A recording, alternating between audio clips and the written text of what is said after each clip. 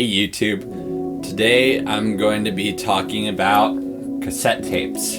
I've been listening to physical copies of music for most of my life. Around when I was 15, I started getting into vinyl records and putting them on bad equipment. My record collecting really picked up when I was around 18 to 19 years old and actually had a job.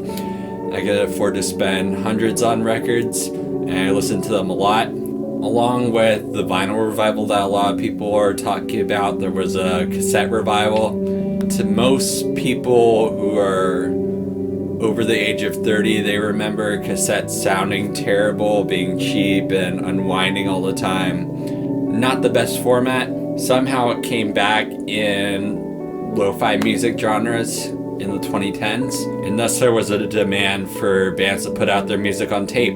Vinyl pressing is very expensive nowadays. It can be in the thousands of upfront costs, and you might not be able to sell all of them if you're in a small local band. Cassettes are more attainable. Bands could get 25 to 50 copies and usually sell most of them for a pretty cheap price. In my old screamo band, All My Wishes Were Thrown Down a Well and Should Die There, I know our band name is a mouthful, we made our own cassette tapes to sell at shows. There was a DIY ethic that I had and the band had in general. So I learned how to use a tape deck to duplicate mass copies of tapes. And after that band, I formed a solo project, Cheap Windows. I started making the tapes for that too. I wanted to take on a hobby of making tapes for local bands. My rates were dirt cheap. It was less than minimum wage I was making, and that's still pretty much all I could charge. I was using $10 thrift store tape decks,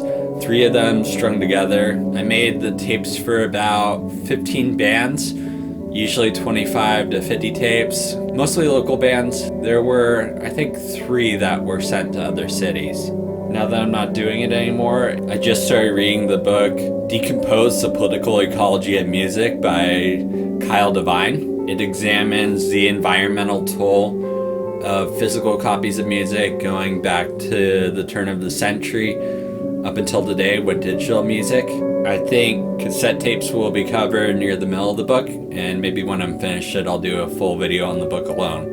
With my music, I've given away a lot of cassette tapes, and some of those people have lost the tapes or they've gone to a landfill. The plastic from cassette tapes is derived from oil, and of course, oil extraction is detrimental to the environment. An idea I had a few years ago was to melt down HDPE plastic, the type in milk jugs, and use a custom mold to form them into cassette tapes. It would be really labor intensive for how much cassettes go for. Sold cassette tapes for $2 per copy to the local bands. Those are sold at shows and online for between $5 to $10 per copy. I really like the idea of recycling plastic into cassette tapes, reusing stuff, instead of creating more demand for extracting more oil that becomes more plastic, reusing what's already there instead. But it didn't really make sense from a monetary or time standpoint. Duplicating cassette tapes in general isn't really worth my time currently. It's melting down the plastic with the blue and red and green caps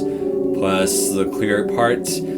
I guess you could make like swirl patterns, or they would look tie-dye or trippy in general. If you want to go through with this idea, you could steal it. The business plan, more than just duplication, would be to sell the recycled tapes as blank copies for other people who duplicate, kind of copying the model of National Audio Company or Duplication CA or Delta Media. I ultimately decided that it was unlikely to work for me.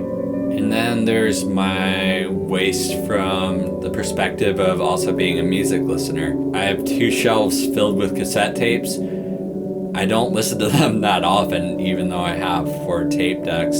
Digital is more convenient these days. I was a Spotify premium subscriber for 1.5 or 2 years. I recently canceled that, went back to listening to MP3s and Music Bee. I have a big collection of MP3s. I have all those physical copies that I could still listen to, CDs, records, tapes. So maybe my physical copies aren't so wasteful. as I've gotten a lot of plays out of them in the past. My old car had a tape deck. I played my physical copies in that a lot before it broke down and we sold it for parts.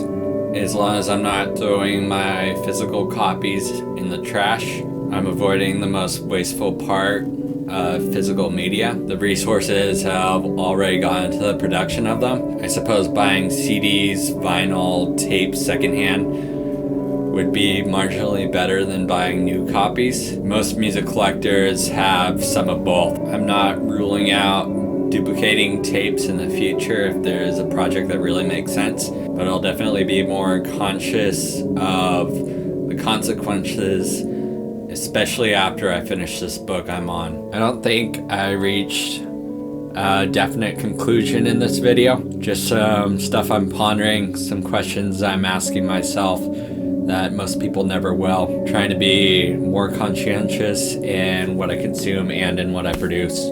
I'd like to continue these video essays, release them more frequently, maybe make them more intricate too. Thanks so much for watching. I'll see you in the next video. Bye-bye.